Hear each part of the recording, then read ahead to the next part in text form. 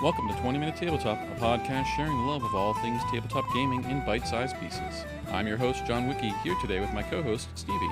It's time to take on a new classic. Instead of bite-size this week, we're tackling our first junior game to talk about Catan Junior.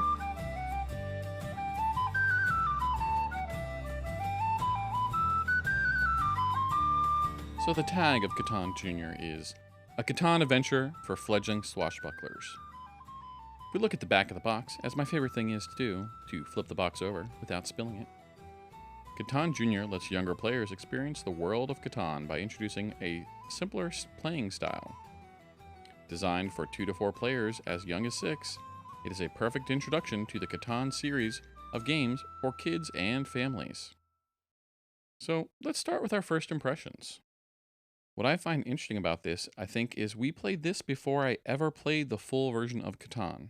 Not that I've never heard of it or seen it, but I hadn't really fully played a game of that. And I felt this was a fun resource building game perfect for the whole family.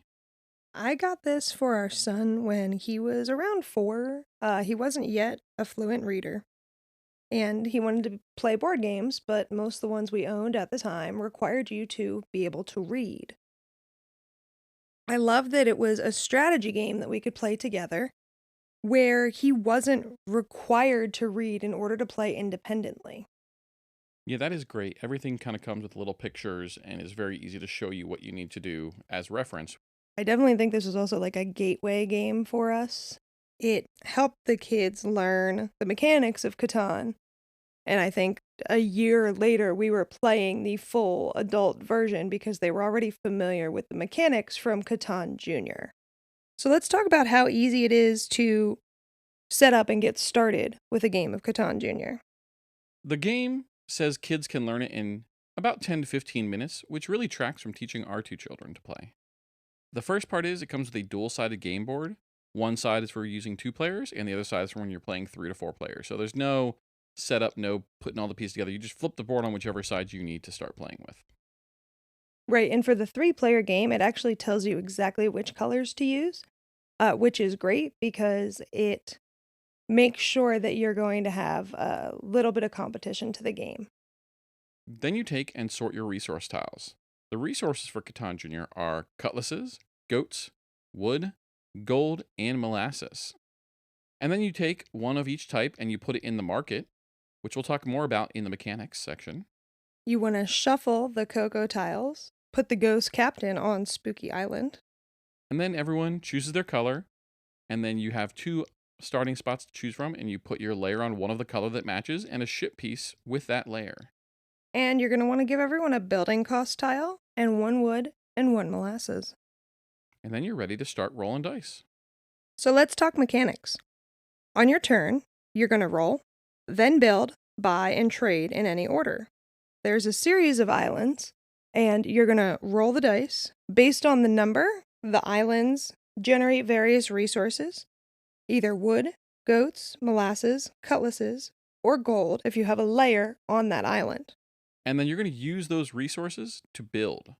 You can build your ships to expand your network, and then when you build a ship to a new area, you can build your layer. And that's really the goal of the game. The goal is to control 7 pirate layers, and you win by placing all 7 of your layers. Right, I want to note that when you are building, you do need to build an alternating layer, ship, layer, ship. Unlike Settlers, where there's slightly different mechanics, this is just a simple pattern of you have a layer, then you build a ship to get to the next one, and then you build a layer, and then you build a ship to get to the next section. Speaking of, ships cost 1 goat and 1 wood. A pirate layer costs a cutlass, molasses, a goat, and a wood. Or, if you opt to do so, a cocoa tile can be purchased for a cutlass, a molasses, and a gold. As we mentioned, there is a market on the board, and this is a set of items that you can trade one of yours for one of those on your turn, once per turn. Additionally, you could also trade 2 resources for any 1 resource with the stockpile. So the market starts with 1 of each resource type, as we did in the setup, and then as you trade with it, it will obviously change what it has there. If all 5 become the same item, it will then refresh to 1 of each item. It gives a fun way to get what you need. You can only trade with a market once, but you could trade as much as you want with the stockpile. And as I said, the stockpile is a 2-for-1 trade, but this is honestly great if you have maybe a couple of layers on one resource and that resource number gets rolled a lot by luck. Well, then you might have a ton of goats stocked up that you need those cutlasses molasses where you don't have the resource there. And that 2-for-1 trade can become really easy to do when you have a lot of resources. You can also trade with your opponents. It's always 1-to-1. You can trade as many times as you want, but the trade does need to be agreed upon by both players. For that reason, we often leave that one out because when some people don't accept trades, we're not always accepting of that. Just like in real life. And then there's the Ghost Captain. We place him on Spooky Isle to start. When he gets moved around, he will block that isle from earning. So when you roll a 6, you get to move the Ghost Captain wherever you want to. When you place him on that island, you actually get 2 of that resource, a rule that we have forgotten on many an occasion. But you also then block that from earning resources. So any layers on there won't get that resource if the number comes up. So it's very valuable in stopping people from getting what they need and getting a little bit for yourself. And we've mentioned the Cocoa Tiles. They are cards with a parrot on one side. And on the other side, it will either give you free resources, a free ship or layer. You could move the Ghost Captain, and things like that. When you have the most Cocoa Tiles, you get to place a layer on Spooky Island. And as soon as someone else catches up to you, and you have the same amount of Cocoa Tiles, you can remove it. So that could be part of your strategy to gain the most Cocoa Tiles so that you can have that extra layer on Spooky Island because you don't have to pay to build it. And that can fill one of your 7 spots that you need in order to win. Or if you're one of our kids, you just like to stockpile them because they have parrots on them. It's an alternative way. Like normally, all you're thinking about is build a ship, build a layer, build a ship, build a layer. That's the strategy I go. And I often forget about this, that, yeah, having the most of these will get you to there. In addition, like I said, they give you resources. They can give you a free ship or layer. So they do pay off when you get those, but you need that gold resource in order to buy the tile. It's not always easy, but it's definitely another vector to victory to remember that can get you one of your layers out there easily. I really like that vector to victory.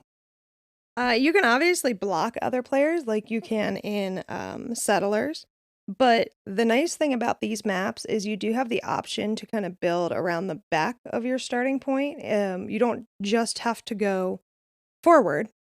You can choose to build around the back of the island. And then we've also talked about the reference cards. The reference cards that are made available to each player, just like the ones in Settlers, are images only with no text, as are the parrot cards. This is what makes the game accessible for those kiddos who may not be independently reading it, and that's why it's worked so well for us when we started playing this many years ago when our son was only 4 years old. They're also color-coded, so the red player's card shows red layers and ships, the blue player's card shows blue layers and ships, and so on. Exactly. It just shows you that if you want to get a ship, that equals a goat plus a wood with the pictures. And so I need to match these up and I can get what I want. It's exact match to what you have on your tiles that you collect your resources. Right. So let's talk enjoyment, John. Sure. I find this surprisingly fun to play as an adult. It really has that perfect balance between easy rules for the kids, but making it fun enough for the adults to try and play some strategy. So it still has those strategy elements in there, like you get in these kind of games, and you can kind of still play some of the same ways, but it's very accessible for the kids. Right. I found that I like the simpler rules because learning Settlers of Catan right off the bat can be a little overwhelming. So this simpler rule set was nice, but the 2-player board versus the 3 to 4 player board definitely makes you need to strategize, right? The 2-player board has fewer islands and spaces to make sure that that strategy component is part of your gameplay. And same thing with the 3 to 4 player board. Like we said, on the 3-player, it says use these 3 colors. And the reason is because those ones are kind of closest together. And so you really need to strategize. And I mean, if you're like us, once your kids learn the rules and learn the goal, you probably need to pay attention to make sure they're not trying to block you or outwit you throughout the game, whether you're playing the 2 or 3 or 4 player version. I really like the two-player version because it really balances out that. And I've seen you play a lot of it with TJ, and sometimes when you have these strategy games and you can do two players, it loses some of that element when it's just you versus them. It's like playing Uno with two players. Sure, it works, but then you're just reversing back to yourself, you're skipping back to yourself. It's not the same when there are more players there. It takes a little bit away, which I think this does a nice way of balancing it, even though it is just two players 1v1 to try to get your layers out there. It does a better job of balancing it in the mechanics for that two-player version. I agree. And given the difficulty in creating two-player versions of a lot of board games, I think that this does really set a good example of how you can have a two-player version of a game, but also be able to expand it to multiple players where you're not losing anything, both strategically or competitively, because it adapts to those situations nicely by having that two-sided board. I think this sets a really good example for how you could scale the game up or down in a sustainable way. Let's talk about that length of play. As we mentioned, you can learn in 10 to 15 minutes, which I think really lines up with our experience with teaching the kids and honestly teaching ourselves. Gameplay was probably about 30 minutes or so, I think, for us to play a game. You can get really close at the end to get that last layer. So there's many times where it's, a lot of people have that 6th layer and you just need that one more to go. And you're trying to get those resources to get there, trying to figure out if you can trade, what do you need to get there? And then somebody goes and clicks the cocoa tiles and boom, they get their 7th layer on the island. Yeah, I could say that the two-player game may actually run a little shorter, maybe closer to 20-ish minutes. But again, kind of depends on how much time you're spending thinking about your moves, which, I mean, there's not a ton to think about, but when it comes to trading and paying attention to what the other player's doing, trying to make sure that you're going to get that 7th layer before they do. But yeah, in general, I would say the 3 to 4 person version runs about 30 minutes, assuming everyone, stays at the table and stays focused ish. And now, here's a real live kid to tell you what they think about Catan Junior. So, TJ, you're familiar with our format. You've listened to all the episodes. So, why don't you give us your first impressions? I think it's really fun, and I like when you can block people. So, you really like it as a game to compete with each other? Yeah. So, this game is marketed to be an easy version for kids to learn how to play Catan. How easy did you think it was to learn? I mean, I can't remember much, but I think it was pretty easy. Yeah, does the pictures on the cards and the resources make it easy to understand what you're doing? Yeah. But also, don't get confused. Like, your card, if you don't remember what you were playing, you can just look down at your card and then you remember what ships you were playing. So, let's hear TJ's tips to success. What is your favorite strategy for the game? Can you help our listeners learn how to win?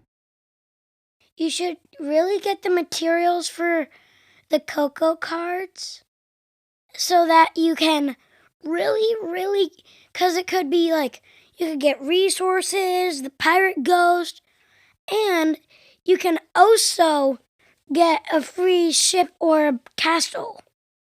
That is really good. It's a really quick way to get your buildings built. Yeah. So, what else do you enjoy about the game? What is your enjoyment of Catan Junior? I really like when you're like least expecting it and you roll a 6 and you get to move the ghost guy. But this is hard to choose if you want to like block these people and not block yourself, or you block yourself so that you can block somebody else from getting to build like in front of you. So, there's a lot of strategy on where you're going to put that ghost captain. Yeah. That is pretty fun. It's kind of always like who are you going to make mad at yourself or who are you going to block and who can you do the most damage on blocking what resource. Right. That's very cool. Anything else you enjoy about the game? So I really think after you get the cocoa cards, you should start heading for the gold, because the gold you can always get, which is good. Which do you enjoy more? Do you enjoy more when you play the two-player game with Mom when it's just the two of you going head-to-head, or do you like when it's all four of us playing together? I mean, I like when it's 2-player, because also sometimes if you want, you can use the 4-player board, and it gets more strategy-ish. I like both 2-player and 4-player. That's good to go. Now it's time for your final impression. What are your final thoughts about the game? It's really fun, and I think after you learn how to play it and play it a couple of times, it becomes really fun. That's great. Anything else you want to say to our listeners, TJ? No, except roll for fortune. Thank you, TJ. I guess it's time for our overall feelings and that final impression.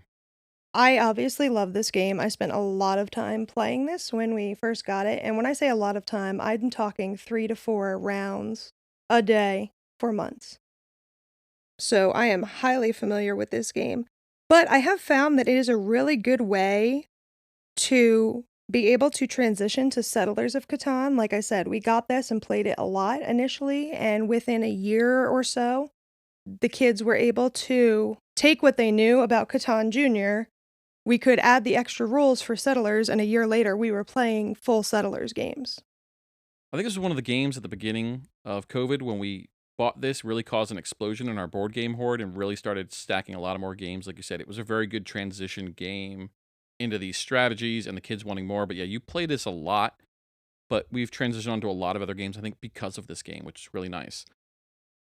I think my final impression is that this is a great game for younger players with a good balance in the rules and enjoyment for all ages. Yeah, I definitely agree. I think that, and again, this is coming from someone who played this over 100 times when we initially bought it. It's definitely one that runs quickly enough that you're not completely bored out of your mind. There's enough variety to it that your strategy is going to change slightly each time because it's literally based on the roll of a dice. And kids enjoy it because, like, who doesn't love pirates? Well, I'm your host, John Wiki, and you can find me on Twitter as John_Wiki. That's Wickee. And I'm Stevie. You can find me on Instagram as Stevies_games. And I'm TJ.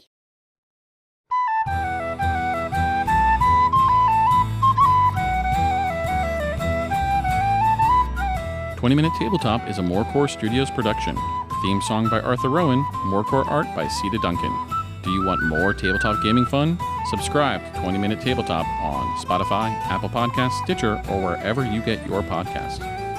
Find out more on our website, 20mintabletop.com. That's the numbers 20mintabletop.com. Or connect with us on Twitter and Instagram at 20mintabletop. That's at 20mintabletop.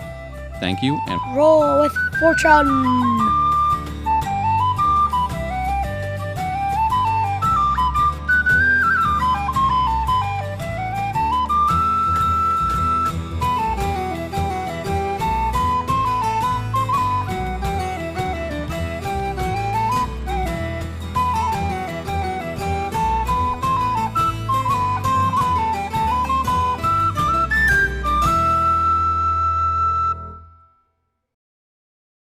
go ahead.